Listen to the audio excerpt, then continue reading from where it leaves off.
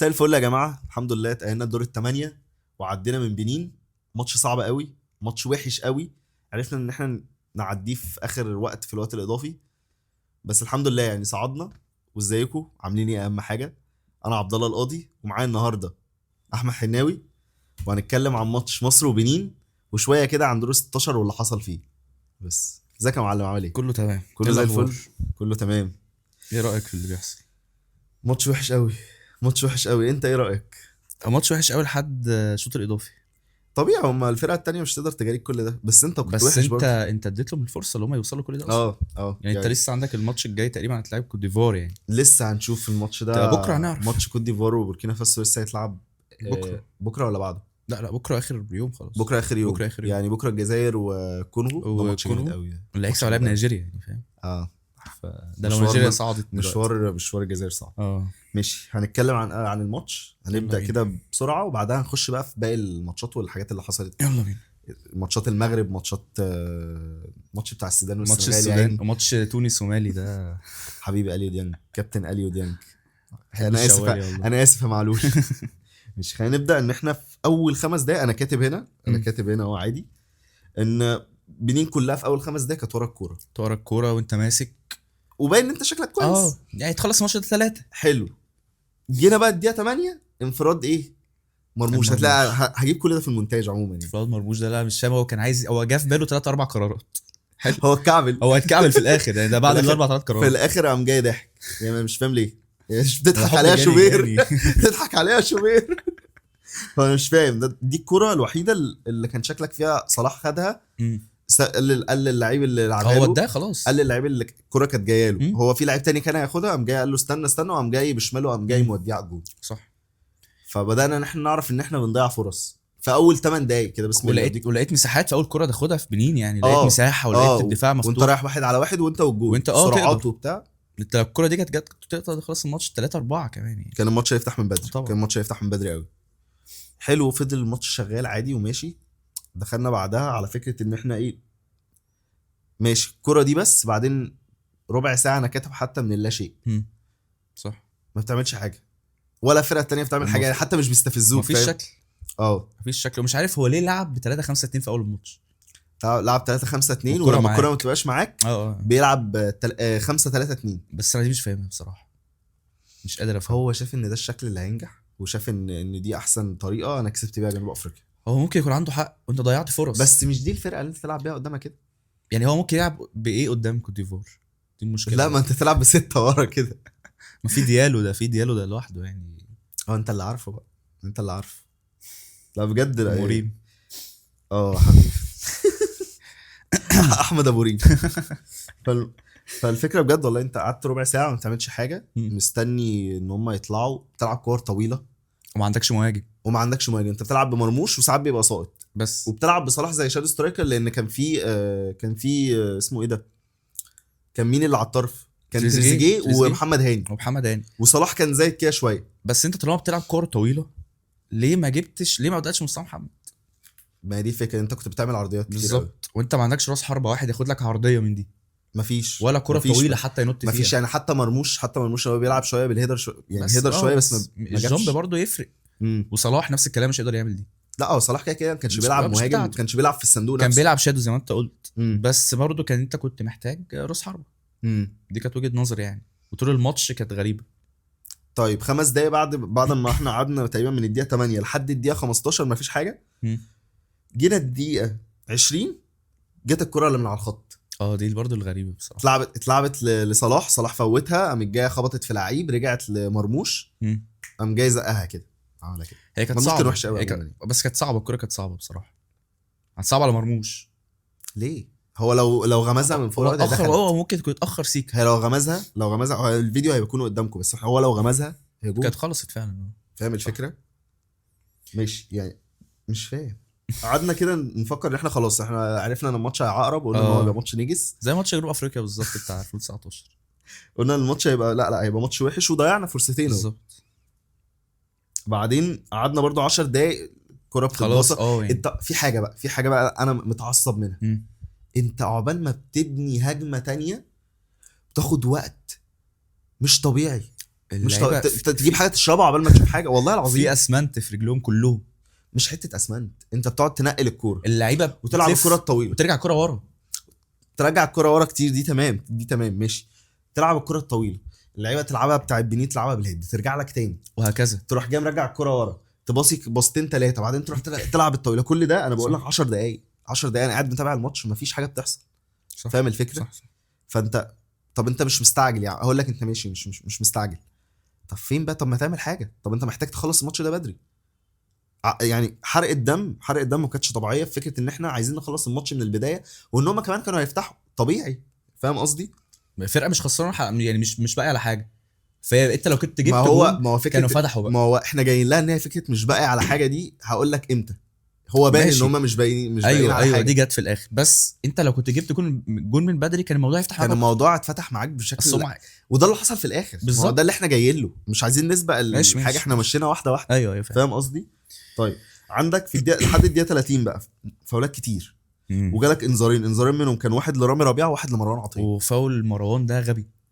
فاول غبي ملوش اي لازمه، اللي دخل فيه من ظهره ملوش اي لازمه يا ابني. بتاعت رامي ربيعه رامي ربيعه عملها كده طب ليه؟ على الخط. طب ليه انا ليه احتاج يعني في وقت معين احس ان انا خلاص انا هخسر لعيب او اتنين في فكره مثلا ربع النهائي بس؟ ماشي اللعيبه دي كانت مريحه، بس ممكن اخسر لعيب منهم في نص النهائي. أيوه.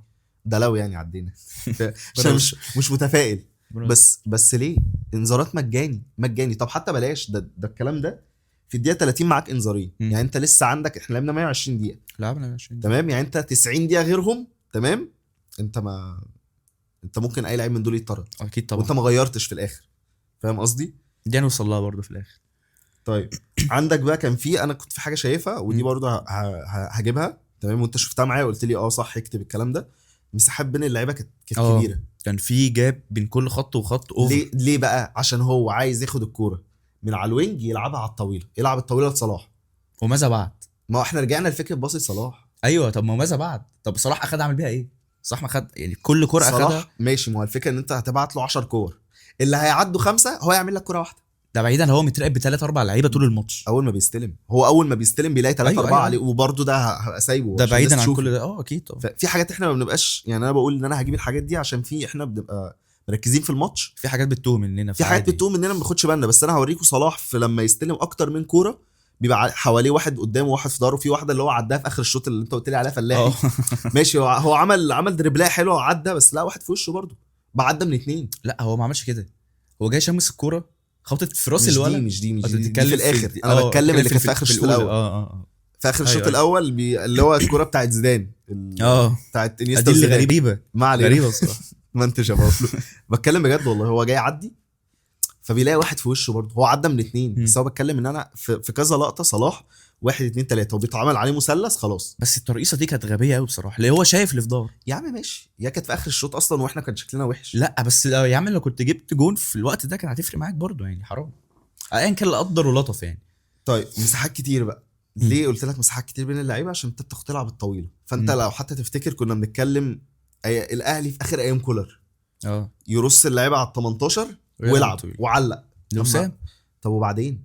طب ما انت لا عندك مصطفى محمد يقدر يجيب لك كوره بدماغك ينزلها للعيب اللي جنبه، ما تلعبش براس حرب بالظبط، ولا صلاح محسن حتى صلاح محسن فانت ما عندكش لعيب ينزل لك كوره على الارض للعيب التاني. فاهم الفكره؟ صح. فمش فاهم. شوت اوت لمروان بابلو والكنترول زد كابتن بهاء ولاحمد حناوي عشان بحبه ماشي. نفس الفكره هنرجع نتكلم ان مفيش كوره على الارض وانت لعيبتك عندها الكواليتي ان هي تلعب كوره على الارض. بس دي الطابق برضو اللي هو كان فاتح الخطوط. هو ماشي انت موسع الملعب، يعني خلى الخطوط قريبه من بعض، كان على لاعب كوره على الارض. حلو. ما انت بتيجي تلعب الكوره بقى احنا عايزين نوصل بقى لمربط الفرس ده. هو ليه فتح الخطوط؟ حلو. لا عادي، ما انت عايز تضغط. لا في جاب من كل خط وخط اللي هو بين الدفاع بنص الملعب. ايوه بالظبط. حلو. انا بتكلم على النقطه دي ان انت بتضطر تلعب الطويله، والفرقه دي مش هي الفرقه اللي ضغط عليك عشان تجبرك ان انت تلعب الطويله. فاهم قصدي؟ شبه ماتش صن داونز مع كولر مثلا. صن داونز كانت جايه هنا مسلمه نمر حرفيا، رجعتوا له الماتش. ايوه وجبت جون في الاول كمان، يعني دي حاجه تانية.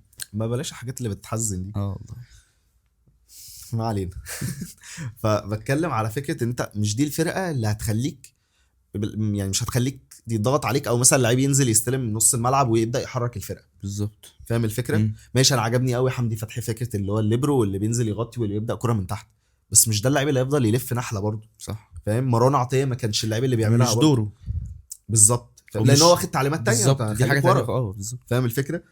مفيش كره على الارض اللي هو في اكتر من كوره. الكوره مع صلاح في فجوه في نص الملعب، انا مش دي عارف بقى اوصلها له. دي اللي عاملين مفيش نسال لاعب عليها طول يباصي جاي من الماتش. ورا. بالظبط، يعني دي اللي بنسال عليها طول الماتش، ان الفجوه في نص الملعب دي كان حلها ايه؟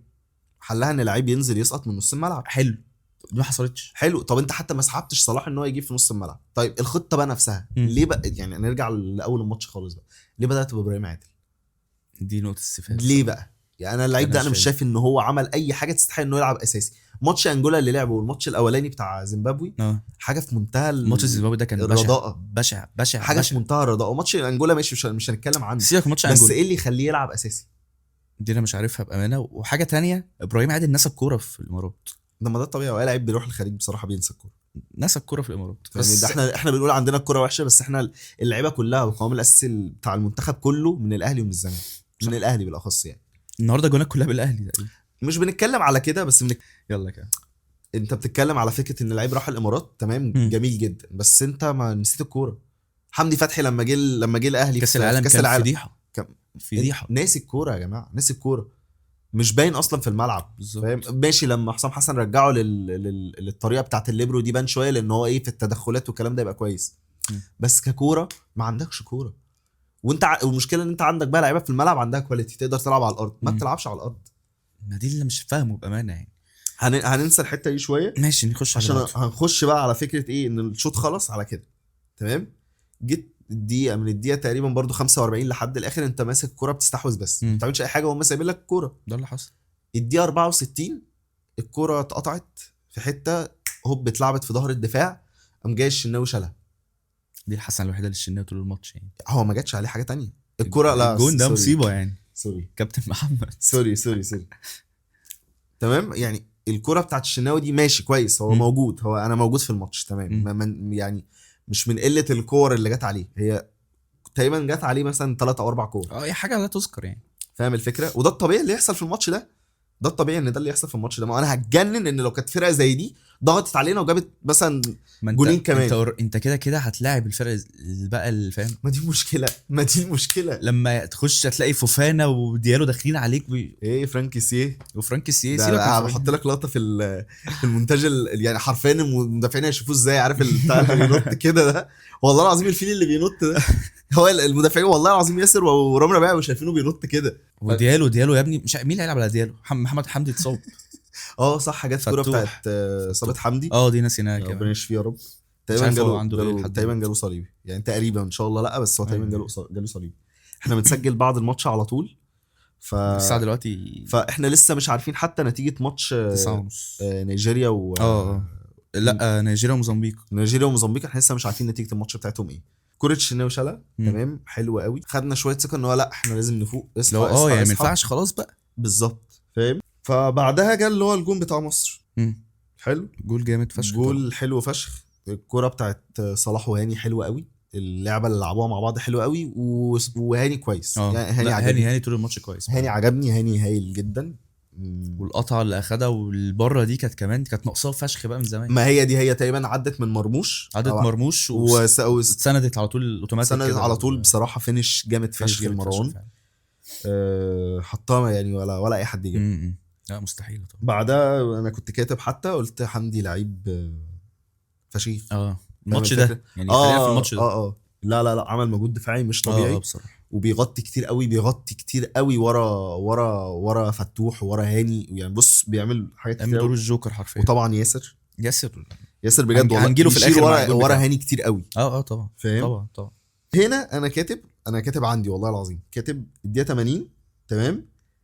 انا كنت كاتب على النوتس بس انت اللي كتبت ده، مش فاهم من خطه.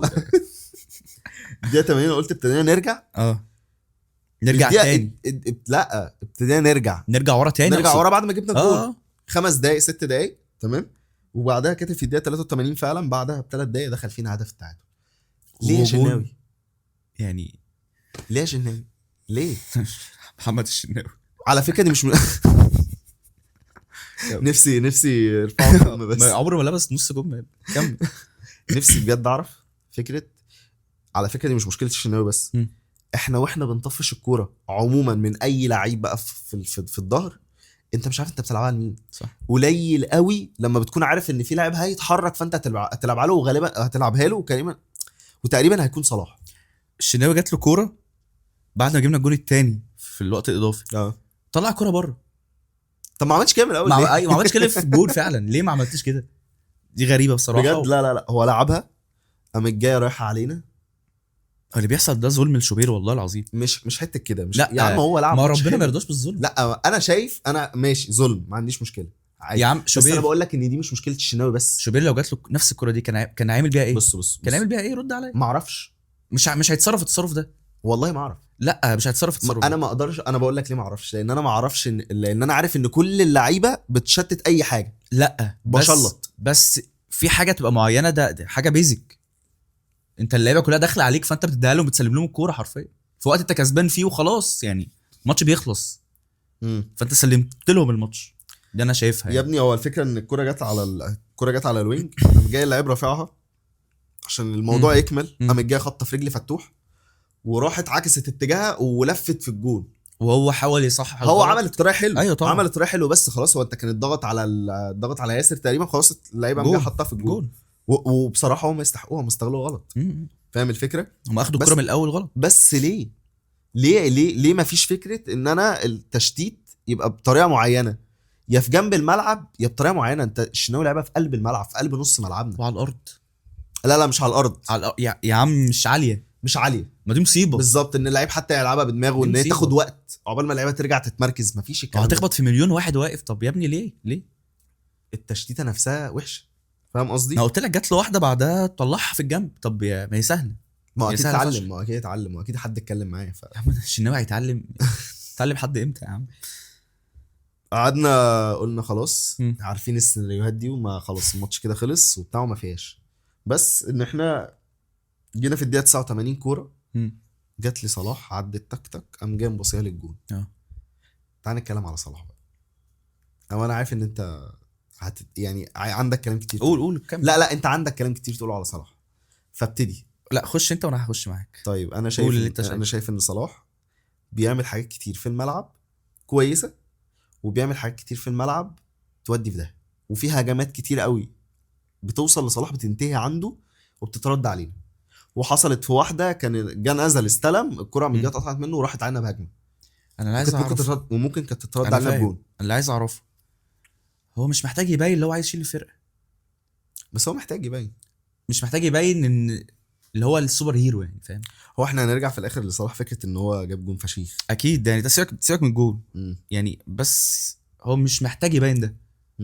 فلو كل كره تجيله وهو ممسوك بثلاث اربع لعيبه وعايز يرقص ويلف ويعمل وتقيل، حاسب فيه تقل. السن بس. السن يا نجم مش الدرجه، والله السن مش الدرجه التقل ده. تقيل على الكوره بطريقه مريبه يعني. دي وجهه نظري بس. ايوه ماشي تمام حلو. هيجي لك فرصه ماشي هو هيحسمها. ما هو بص لو هنيجي نقيس ده على صلاح هنقيس ده على مرموش. النهارده مرموش ما كانش حلو خالص. فاهم الفكره؟ يعني صلاح على الاقل عمل كوره حلوه، ودى مرموش مره واتنين. فاهم قصدي؟ جميل. بس انا بتكلم برضه في نفس الوقت ده او ده هيجي لك فرصه ماشي، ممكن الاثنين يحسموها لك، ما عنديش مشكله في ده. انا فاهم. بس في اوقات ممكن ما تجيلكش. ما هو الفكره ان احنا هنتكلم في دي. ممكن على فكره ممكن حد في الكومنتات يشتمنا عادي جدا، لان في الاخر صلاح حط جون جامد فشخ. ما قلت لك سيبك من الجون. بس احنا عشان في وسط الفرحه مش هنتكلم على ده. بس في الاساس لا، في حاجات محتاجه تتعالج يا جماعه. في حاجات محتاجه تتعالج. واقول لك على حاجه، صلاح الوحيد اللي مش بياخد الكره يطفشها. هي دي الميزه. هو الوحيد اللي كان بياخد الكوره ويلعبها في مكانها وعارف انها توصل لحد، او في الاخر ايه يبصيها بشكل حلو، ان هو مثلا يعدي من لعيب او اتنين، او مثلا يموه ويلعب الكوره ايه في مساحه. صح. فاهم؟ هو الوحيد اللي كان بيعمل كده. انما الباقي كان بيشلط. ودي غلطه ما يعني لازم حد يتكلم فيها، لان انت هتبدا تعتمد على الطويل. طب الفرق اللي جايه كلها بتلعب عادي لا كويس. الفرق اللي جايه كلها بقى انت بتخش في معمعه. ما احنا جايين لها. احنا دلوقتي بنتكلم في الماتش بتاع بنين. هو قدر ولطف حرفيا يعني. قدر ولطف حلو. بعدها دخلنا الوقت الاضافي واحنا متنكدين. احنا قلنا بقى سيناريو الكونغو. لا احنا قلنا ضربات جزاء. سيناريو الكونغو احنا قلنا بالظبط. ضربات جزاء خلاص. يعني احنا كان نفسي نخلص ماتش في الادوار الاقصائيه دي والله العظيم من 90 دقيقه. نفسي هي في اخر ماتش مره واحد. حصلت ماتش احنا اخر ماتش المغرب كسبناه عموما في 2017. في لا، ادوار اقصائيه. اخر ماتش ما وصلش اكسترا تايم، كان ماتش جنوب افريقيا اللي احنا خسرناه في مصر يعني. حلو. لا انا بتكلم على اخر ماتش كسبناه بقى في الادوار الاقصائيه. كان ماتش المغرب. كان ماتش المغرب وكان بعد كان بعد لا ده في 90 دقيقه بس ماتش المغرب 2017. لا انا بتكلم على بقى فكره ان احنا ادوار اقصائيه عموما بقى. هو عموما دي نقطه برضو ان احنا مم. في ال 90 دقيقه ما كسبناش غير ماتش المغرب. من 2017 بتتكلم في 9 سنين. ما كسبتش ماتش واحد اقصائي في ال 90 دقيقه. ما كسبتش غير ماتش واحد وكان في 2017 من 9 سنين. صح، الجون بتاع كهربا. بتاع كهربا بالظبط. ف يعني استنى كده هفتكر. اقرب ماتش كسبناه في بطوله افريقيا في ادوار اقصائيه عموما كان ماتش المغرب. كان بعيدا في عن ضربات جزاء. الجزاء لان ضربات الجزاء يا جماعه بتتحسب تعادل. بتاع تريزيجيه وصلاح في 2022. ده الماتش اللي احنا الوحيد اللي كسبناه. على كده بطوله فيتوريا دي كانت اوسخ حاجه شفتها في زباله حياتي. يعني. هنا في وقت اضافي. مم. تمام. الشوط الاول برضو كان فيه شويه ملل كده وان طبعا اللعيبه بدات تتعب والريتم يقل. لحد جت الركنيه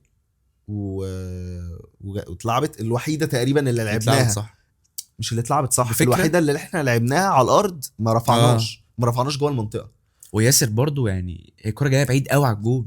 ايوه هو حطها هو صح قوي. حطها يعني حطها حلو قوي. ياسر عمل ماتش جامد. اسيست تاني برضو يبقى مروان كده عطية. مان اوف ذا ماتش طبعا هيتحسب. مروان لا عطية. تقريبا مروان عطيه مان اوف ذا ماتش لان هو كده اسيست وجون. واداؤه في الملعب كان كويس، كان جامد الصراحه في الاوقات يعني. بس ماتش بعد كده بيمشي. انت مم. خلاص انت بدات تعرف ان انت مش هينفع يعني مش هينفع يخش فيك جون تاني خالص طبعا. فبدات خلاص تقف صح. بدات تعرف انت تتقل على تعمل ايه. الكورة. تتقل على الكوره. هنا بقى التطفيش بدا يقل. مم. زيزو نزل وامام نزل. وعندنا التغييرات كان زيزو وامام وحسام وفتوح. محمد في الاخر وفتوح في الاول مكان حمدي. بالظبط. حسام عبد المجيد نزل تقريبا في الاخر. ما لحقش يعني. في الاخر. فالتغييرات بقى انت شايف التغييرات كان في منهم حد المفروض يبدا في الاول؟ لا ممكن صح. ما تقوليش امام. لا امام لسه لسه بدري عليه قوي. حتى لمسته للكرة. حتى زيزو لما نزل هو كويس طبعا. هو كويس بس محتاج شويه يعني حتى لمسته للكرة لسه محتاج يفوق اكتر. مش يفوق طبعا. مش يفوق ذهنيا. لا مش يفوق ذهنيا. حته هو لسه التعب كفتنس محتاج وقت كبير قوي لان حتى لمسته الكرة كذا كرة شاطها بالشوط بالذات. لا محتاج ان هو محتاج رجله تكون في الملعب اكتر. بالظبط. وده مش هينفع في بطوله زي دي خالص. اظن صعب. فاهم يعني هو الحبه اللي نزلهم دول كان كويس فيهم. وحتى زيزو برضو نزل لسه. لا بالعكس انا شايف ان زيزو عمل ماتش في الاخر وقف على الكوره كتير قوي. ايوه انا اكتر واحد بقول ان زيزو وحش. فاهم الفكره. فاهم. انا كنت اكتر واحد بقول ان زيزو وحش بس لا نزل عمل ماتش حلو قوي. لا يعني الاسيست اللي في الاخر عمل صلاح. ايوه ماشي. في كام كوره لعبها في الاخر عشان يمسك كوره ويضيع شويه وقت لعبها مع فتوح. كزيزو عامه لسه يعني مفيش. ممكن توظيفه في الملعب في الخطه دي نفسها. ممكن انا ما اعرفش احنا ما لعبناش ليه باربعه. انا حر لحد دلوقتي. انا حر دلوقتي. احنا مش عارفين النتيجه بتاعت الماتش التاني بتاع مش ما اظنش هيبقى مفيد في حاجه بتاع نيجيريا وموزمبيق. ده في سكه تانية كده مع تانية. الجزائر.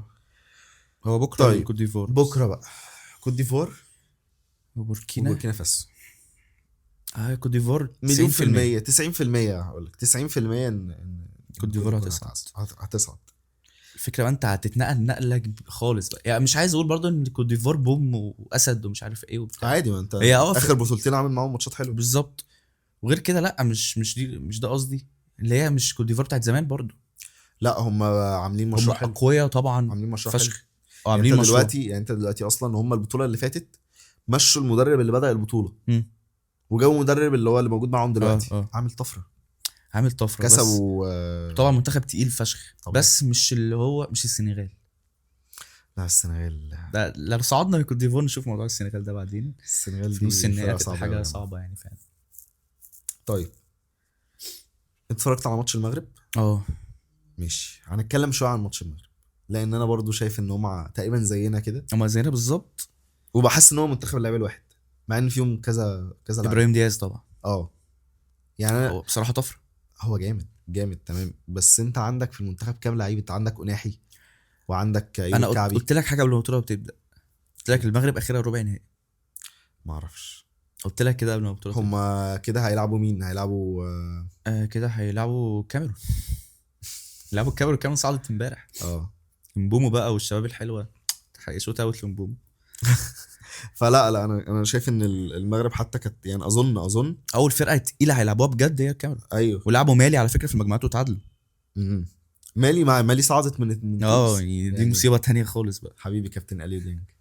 والله بجد شايف ان هم كانوا بيلعبوا منتخب زي تنزانيا وتنزانيا تقريبا اضعف من بنين يعني، ما طلعوا تالت برضو. هم تالت، هم كلهم احسن توالت. بس يعني فاهم، انا حاسس الكفتين متساويتين بين مصر والمغرب دلوقتي. بس هو الفكره ان معاهم ارض وجمهور بس ما اعتقدش هيسعفهم لو وكاف وفوزي الاقرع. امبارح كان ليهم ضربه جزاء تنزانيا في الآخر. تنزانيا كان ليهم ضربه جزاء ما في الاخر، ما اتحسبتش. اتحسبتش ما انا عارف. ف مش عارف، حاسس ان ماتش الكاميرون مع المغرب ده هيكون صعب قوي، صعب عليهم قوي. انا شايف الكاميرون هتعدي بامانه. الكاميرون هتعدي. توقع هنا الكاميرون هيعزمني على قصب لو ما حصلتش.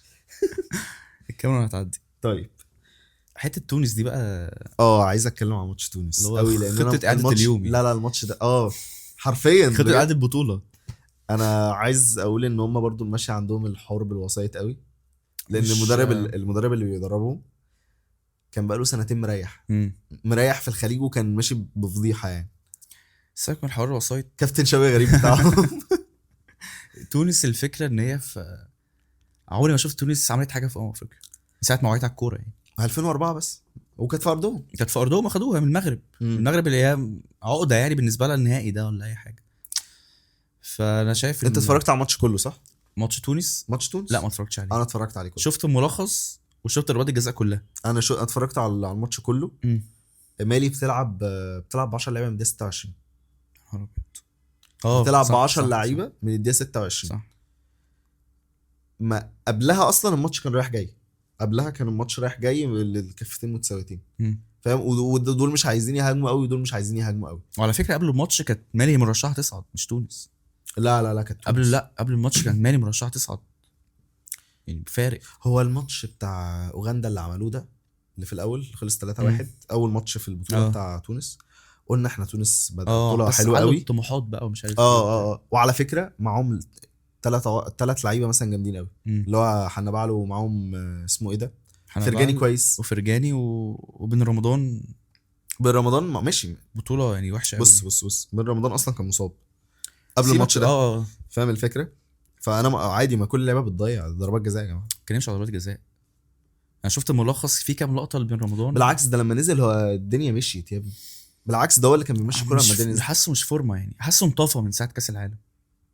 انطفى حتى ده باين مع الاهلي من ساعه ما تروب جه يعني بدا يركنه اصلا. قبل تروب كمان. لا قبل تروب. ماشي الفرقه كلها قبل تروب كانت وحشه. ماشي بس ده استمر بقى الوحش.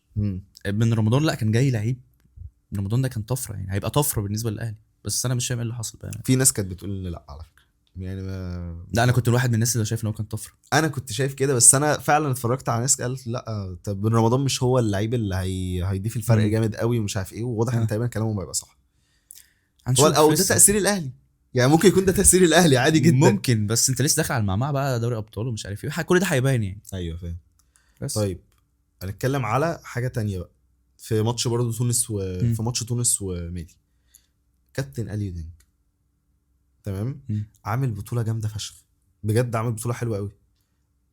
انت بقى يعني هنا هنخش في حته هنبعد عن افريقيا خالص، هنشيل دي من دي. انت شايف ان هم يجددوا الاليو ديانج بالمبلغ اللي هو طالبه بعد الاداء اللي عمله في افريقيا؟ هو من قبل الاداء كمان. انت مش حب، لا مش حب بصراحة. مش حب. في اوقات كتير قوي كان بيهرتل في الملعب. طب ما طبيعي، مش الدرجه دي بصراحه يعني. على فكره هو البطوله دي بيلعب 8 ما بيلعبش 6 اللي انا شفته. بيلعب هو وبيسوما 8 وبيلعب ب6 واحد والستة الوحيد ده هو متاخر فعلا. ديانج بيروح وبيرجع زي بيسوما كده. هو بيسوما ضيع تقريبا في الضربات. بيسوما ضيع اول واحده. الشباب بتاعت صلاح كده مع السنغال. بالظبط يعني. لا فانت شايف يجددوا لديانج ولا لا؟ بص انا شايف لو الاهلي مشاه مش هيتاثر بصراحه. مش هتفرق بالظبط. بس انا شايف ان الاهلي لو مشاه هيتاثر، لان انت ما فيش عندك لعيب بكواليتي اليو ديانج. بس في اوقات برضو بيعفيك في الكوره بطريقه يعني. طب ماشي، انت مش هتلاقي لعيب دستروير زي ديانج. انا بقول جميل انا جميل ما فيش في افريقيا كلها لعيب كده جميل طلع جميل بقى من الناشئين، جميل فاهم؟ بس لا في بلاتي توريه يا عم. طب ماشي، هو بيراميدز هيسيبهولك؟ صباح الفل يا عم. ماشي معاك، بس انا شايف يعني مش هتفرق لو الاهلي مشاه، دي وجهة نظري. ماشي، انا وجهة نظري انا لازم يجددوا لي ديانج، لان هو عامل بطولة حلوة قوي، وفي ربع النهائي ده اكيد افريقيا، اكيد. فاهم؟ وفي الماتشات كان هو الكابتن اصلا، فاهم الفكرة؟ بس نرجع نتكلم على تونس. لا، عندهم الدنيا ماشية تونس بايظه، اي كلام، مدرب اي بايظه. كلام خالص حتى خالص خالص خالص. حنبال طلع اتكلم بعد الماتش، شفت التصريحات بتاعته؟ لا، طلع قال قال احنا المنظومه بتاعتنا محتاجه تطوير. يلا طلع فضح الدنيا في الاتحاد التونسي يلا، حرفيا يعني. ده كان عادي بعد للصحافة، الماتش بعد الماتش ان على هما طول بيبقوا بعد بعد الماتش على طول طلع قال ان في مشاكل كبيره فشخ في تونس يا نهار اسود، عادي على الملأ. على الملأ، وقال احنا محتاجين نراجع نفسنا ومحتاجين نعمل ومحتاجين نعمل ومحتاجين نعمل. خلاص، هو عادي، هو ممكن ما يرجعش اصلا غير لما الدنيا دي تتظبط. بالظبط، ومش فارقه معاه، هو مش معلش، فارقه معاه، مش فارقه معاه طبعا. مش عادي.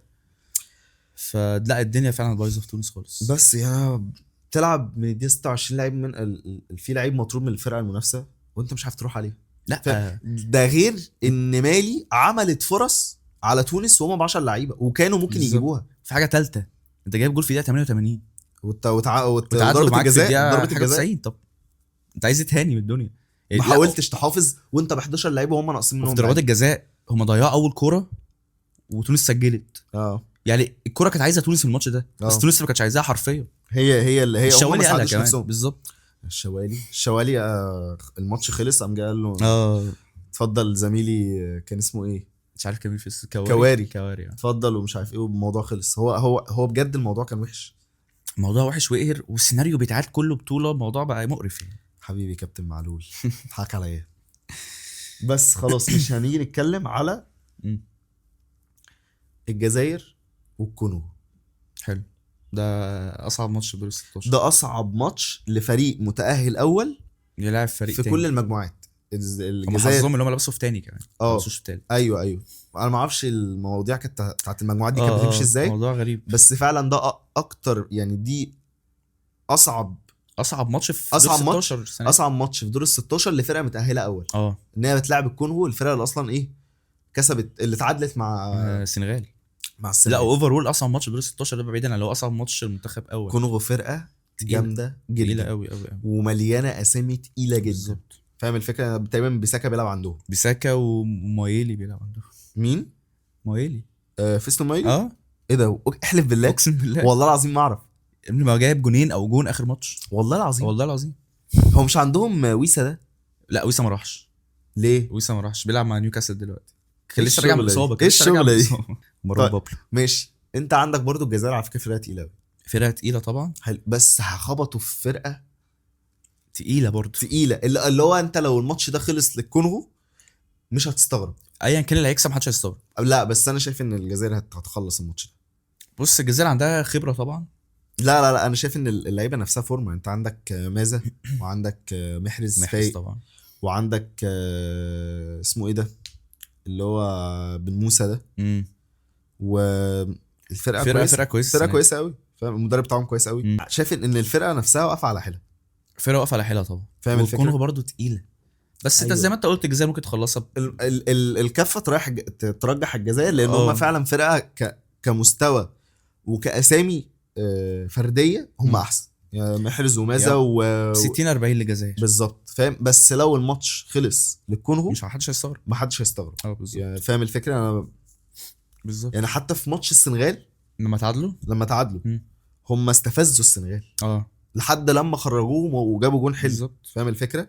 وكان غلطه من الدفاع والدنيا، فاهم؟ اخر افريقيا بتلعب كوره قوي، اخر افريقيا طلعونا يا ابني من غير نص اللعيبه. حبيبي يا كابتن ابو جبل محمود حماده كابتن محمود ابو جبل مين؟ كابتن ابو جبل، اقعد يا جبل. كابتن محمود حماده طبعا. بس يعني شايف ان نرجع للمنتخب بسرعه كده قبل ما نختم. شايف المنتخب هيعمل ايه في الماتش الجاي، وان المسافه هتبقى صغيره تقريبا 5 ايام. 5 ايام. الماتش يوم 10، ماتش مصر، والكسبان من كوت ديفوار وبوركينا. لا، هي كوت ديفوار تقريبا كوت ديفوار، فان شاء الله ما تكونش هي يعني. انت شايف؟ طب استنى اقول لك على حاجه. استنى قبل ما اختم بجد اسالك على حاجه. لو الماتش بتاع كوت ديفوار ده خلص لبوركينا، هتبقى مستغرب. لان بوركينا مش برضه مش زي انا اتفرجتش عليها. احنا كسبناها رايح جاي تقريبا. لا اتعادلنا معاها هناك. كانوا معانا في تصفيات كاس العالم. فرقه عادي بصراحه اللي اتعادلنا معاها هناك. فرقه عاديه، والجزائر كسبتها تقريبا ولا خلاص كام؟ ماتش الجزائر وبوركينا. بوركينا لا كسبوا. كسبوا. اعتقد ان كوت ديفوار هتصعد يعني. غير كده هتبقى مفاجاه بالنسبه لي. ان كوت ديفوار ما تصعدش. كوت ديفوار ما تصعدش بالاسامي اللي معاها دي. بالاسامي اللي معاها، وكمان ان هم اخر ماتش تقريبا بتاع الجابون قلبوا النتيجه في اخر ثانيه. فاهم الفكره. المجموعه دي كانت مجنونه. موزمبيق كانت متاهله في الاخر. ايوه موزمبيق كانت متاهله، وكاميرون كانت بره، وكوت ديفوار كانت بره. بس فانا بالنسبه لي لو اكيد طبعا لو كوت ديفوار عدت، لو قصدي لو بوركينا عدت من كوت ديفوار هيبقى بالنسبه لي احسن لنا طبعا كتير. هيبقى احسن لنا، بس هتبقى مفاجاه بالنسبه لي. فاهم الفكره. صح. وبرضو لو بوركينا عملت ماتش صعب مع كوت ديفوار، اللي هو حجموهم او الموضوع اللي هو خلص وقت اضافي زي ما حصل معانا، هتبقى مفاجاه بالنسبه لي. انا حاسس الماتش ده هينتهي مثلا 2-3 لمين؟ لكوت ديفوار. فاهم الفكره. مش صعبه طبعا. لا مش صعب فرقه تقيله قوي. بس احنا بقى لما وبطل النسخه اللي فاتت بطل طبعا بمعجزه يعني. بس انت شايف هنعمل ايه مع كوت ديفوار؟ كنت قايل في الفيديو بتاع هنعمل ايه مع بنين. قلت الطريق ده يعني اللي يرجع يشوف الحلقه، انا قلت الطريق ده واتكلمت وكذا مره اصلا قبل ما انزل الحلقه سجلت حته كده قلت ان انا مش متفائل. جميل. والنهارده يدل ان انا فعلا مش متفائل، لان النهارده انت ماتش قدامك تقدر تخلصه من اول نص ساعه فعلا. ممكن تخلص الماتش ده من اول نص ساعه وتجيب جونين. ولا عملت كده، وفضلت مستني، وفضلت بتلعب كرة بطيئة ومملة مفيش اي حاجة. انا مش شايف اي حاجة بتتعمل غير ان انا بلعب على السيف سايد، انا بلعب على فكرة ان انا العب في الامان قوي، ما غيرش التشكيل مع انها فرقة اقل منك بكتير، وتقدر تعدي اللي هو ايه انت لو جبت جون وخلص الشوط التاني هينزلوا ويهاجموك شوية وتلعب مرتدة هقول لك تمام. بس انا بقول لك انت كنت احسن بكتير طبعا. مش احسن اللي هو فاهمك. انت لما في الاخر بدأت تلعب كورة جبت جول. فاهم قصدي؟ طب ليه ما بتعملش ده من بدري؟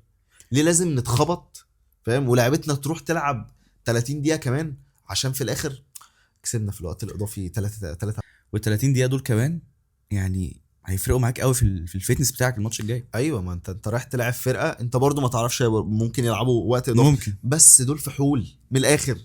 انا قلت كده برضو في الفيديو تمام. انا قلت المشوار، انا قلت ان انت هتعدي بنين تمام، وكنت متوقع نكسب سكور، بس ده ما حصلش. بالعكس انا اتصدمت بالواقع حرفيا. ساعتك ب 3-1 الماتش كان لا هو اللي يشوف نتيجه الماتش يقول لك اللي ما اتفرجش على الماتش ويشوف النتيجه يقول لك سهوله يعني. خلصت الماتش بكل سهوله. بس لا تعالى اتفرج احنا حاسمين الماتش ده في الاخر اصلا. فلا لا لا لا لا في حاجات كتير قوي محتاجه تتحل. حكايه التطفيش اللي ما ملوش اي 30 لازمه، حكايه الخطوط بتاعتك اللي كانت في المجموعات كستاتس كانت جميله جدا. كانت ستات يعني كاحصائيات وستاتس انت احسن فرقه. الفرق كل كومباكت من بعض بالظبط، خصوصا بعد الماتش الاول بتاع زيمبابوي اسمه ايه ده ماتش انجولا ماتش افريقيا. انت كستاتس على مدار البطوله فرقتك اكتر فرقه كومباكت في البطوله بالظبط. فاهم الفكره صح. فانا مش فاهم انت النهارده ظهرت بشكل مش عارف. خايف تغلط، خايف تخسر، مش فكره تخسر. لا انت خايف تخسر. احنا لما دوسنا لما دوسنا جبنا جوان. ما اللي حصل بعد الجون ده انت خايف تخسر. بعد ما انت جبت جون انت رجعت. طب ليه؟ كنت قاعد جنبك بقول ايه؟ مش فاكر فكرني. لا كنت قاعد لا عادي والله كنت قاعد جنبك بقول اضغطوا تاني. فاهم الفكره لان احنا نقدر. قلت لك الفرقه كلها اتسحبت لورا وده اللي حصل في الاخر. طب انت ليه حطيت نفسك نص ساعه زياده؟ فاهم الفكره ده اللي انا بتكلم عليه. كور طويله على لعيبه بتتلعب للخصم او الخصم بياخدها، وان انت اصلا ما تاخدش الثنائيات دي غريبه برضو. ان انت بتاخدش الثنائيات دي بتخلي الفرقه التانية عندها ادفانتج احسن منك. انت كوره كل شويه هتسقط لهم وتاخدوها يبداوا يبنوا هجمه. فاهم قصدي صح. ده اللي انا بتكلم عليه. طيب هتعمل ايه مع كوت ديفوار؟ لا هم حتى بقى كفرديا هم عندهم اسامي اكتر منك احسن. فاهم الفكره في 5-6 لعيبه تقال. هنرجع ونفس الفكره ارجع اقول لك الماتش ده مالوش اي 3 لازمه باللي هنشوفه كمان 5 ايام. لا اكيد طبعا، يعني كل كلامنا اللي احنا بنقوله دلوقتي اكيد ده طبعا. مالوش اي 3 لازمه عن اللي هنشوفه كمان 5 زي ايام. اللي حصل في 2021 خسرت من نيجيريا اول ماتش ايوه غير كده طول عمرنا طبعا يعني بفكره ان انت ما تقارنش الجيلين ببعض. اكيد كنت طبعا. كل مره تخش بطوله وتلاعب كوت ديفوار ولا تلاعب الكاميرون، هم اللي هيكسبوا، هم اللي يعملوا، هم عندهم لعيبه في اوروبا وهم مش عارف ايه. كنا بنلعبهم بلعيبه بتلعب في بتروجيت كسبتهم والحرس، في 2008 4. في الحرس وبتروجيت والاهلي والزمالك والاسماعيلي ومش عارف ايه، وبتنزل تدوس عليهم عادي جدا كل سنه. فاهم الفكره؟ كل بطوله فده ملوش يعني ملوش علاقه ملوش بالواقع، طبعاً بس خالص. احنا بنتكلم على اللي شفناه، ده اللي بنتكلم على اللي احنا شفناه بس ده اللي أنا بتكلم عليه بجد. هتعمل ايه معاهم؟ انا مش متفائل لسبب ان انت لو استمريت على نفس الطريقه اللي انت بتلعبها دي، لا انت ممكن تشيل 3 اجوان ولا حاجه يعني لما الشوط التاني يبدا. فاهم؟ لان بس الفتنس بتاعك هيبدا ينزل. انا ببص لها بفكره تانية، فكره ان انت لا يعني انت ممكن تركن بقى الماتش ده خلاص، ماتش بنين ده خلاص تسيبه. لا هو خلاص انتهى يعني. كده انتهى. كده انتهى والحمد لله تاهلنا يعني ومصر الحمد جميله لله. وبتاع. بس انت لما تشوف مصر مثلا اخر كام سنه لما تلاقي فرقه فعلا قويه، فرقه تقيله في افريقيا، بتحس لا في ند، في ند بالند، في نديه. يعني انت لو بصيت في 2022 اللي هي بطوله 21 انت اتلعبت في لعبت كل 22 الفرق التقيله، لعبتهم كلهم. انت لعبت كل الفرق التقيله ورحت للسنغال خلصان. وصلت معاهم بلانتيات. ما انا بقول لك رحت لهم خلصان. كيروش هو السبب في كل ده طبعا. بس ما علينا. انت لعبت كوت ديفوار طلعتهم، لعبت المغرب طلعتهم، ولعبت الكاميرون صاحبه الارض طلعتهم ضربات جزاء بكل الحوارات بقى، وإيتو واتحاد الكره والتحكيم وبكاري جسامه فاهم مصايب يعني. بس لما لعبت مثلا السنه اللي بعديها لعبت جزر القمر، كاب فيردي لا كاب فيردي مش كاب فيردي. كاب فيردي على فكره فرقه تقيله. بس كان معاك مين تاني؟ كان معاك موزمبيق، تعادلت معاه اول ماتش، وصلت الكونغو طلعت معاه بفضيحه. بس انا شايف ان احنا ممكن قدام الماتشات الكبيره احنا نعمل ماتش كبير. بس انا شايف ان احنا كاب فيردي فرقه تقيله اللي ما تاهلتش اصلا. كانت تقيله خفت كانت. المهم دلوقتي انا شايف ان احنا ممكن نعدي كوت ديفوار. ده توقع يعني؟ توقع ولا تمني؟ لا توقع. شايف ان احنا هنعدي انا تمني، لكن توقع ان احنا لا احنا هنعدي كوت ديفوار، بس بعدها السنغال دي الله اعلم بقى. لا بص، ما هو ماتش السنغال ده ليه وقته. هم هيلعبوا مين السنغال؟ مالي. هذا ماتش صعب. هيلعبوا مالي صعب قوي. ان هم كانوا يلعبوا تونس كان هيبقى اسهل لهم. انا قلت مالي كده. فرقه يعني رزله قوي، رزله قوي. فاهم الفكره؟ وبدنيا اقوياء قوي. فاهم؟ فحاسس ان احنا لا، الماتش بتاع كوت ديفوار ده انت المفروض تنزل. ده اللي اقول لك عليه، تبدا بالماتش بتاع الخمسه، تبدا 5-3-2 عادي. فاهم الفكره؟ بس ما يبقاش كل الكور طويله. صح. تمام. بس اقول لك على حاجه، والله هرجع بقى يعني هشيل كلامي ده خالص. انت لازم ترجع لفكره باسط صلاح دي بقى دلوقتي في ماتش كوت ديفوار. هو كوت ديفوار اللي لعب على صلاح، مش عارف مين اللي لعب على صلاح، مش فاكر. بس دول فحول برضو. ما انا ما عنديش مشكله، بس انا بقول لك ده الماتش اللي فعلا تلعب عليه باسط صلاح وتلعب بيه في 5 في الدفاع. فاهم قصدي؟ فاهم قصدك. بس مش مستاهله كل ده. لا مستاهله. فرقه تقيله، فرقه تقيله وبطلت النسخه اللي فاتت. بطلت النسخه اللي فاتت كل حاجه، وفرقه تقيله فشخ. بس مش السنغال برضو، مش المغرب. السنغال فرقه بجد. لا السنغال فرقه اوفر باورد بطريقه بجد لا اوفر. فعلى امل بقى مالي تعمل معاهم حاجه يعني ويتعبوهم على الاقل. مالي فرقه تقيله وممكن تطلع السنغال. وافتكر كلامي، انا اتمنى طلع السنغال يا رب، يا رب ده ينزل ريل يعني. يا رب الكلام اللي بقوله ده ينزل ريل. فاهم قصدي؟ بعد الماتش مثلا. بس مش عارف اقول ايه تاني. بس الحمد لله صعدنا. الحمد لله صعدنا. الحمد لله خلصنا الماتش في وقت ما رحناش ضربات جزاء ولا تعبنا اعصابنا قوي زي ما كنا هنتعب اعصابنا في ضربات الجزاء. دي اهم حاجه.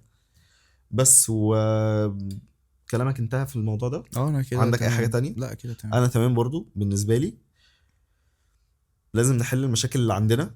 5 ايام ما اظن اللعيبه تعمل فيها ريكفري. تمام اكيد طبعا. تمام. لان انت برضو ما انت سابق يوم كمان عن كوت ديفوار كمان. بالظبط. يعني انت سابق يوم عن كوت ديفوار، وان شاء الله هم يوصلوا مثلا وقت اضافي ولا حاجه واللعيبه تستنزف شويه منهم.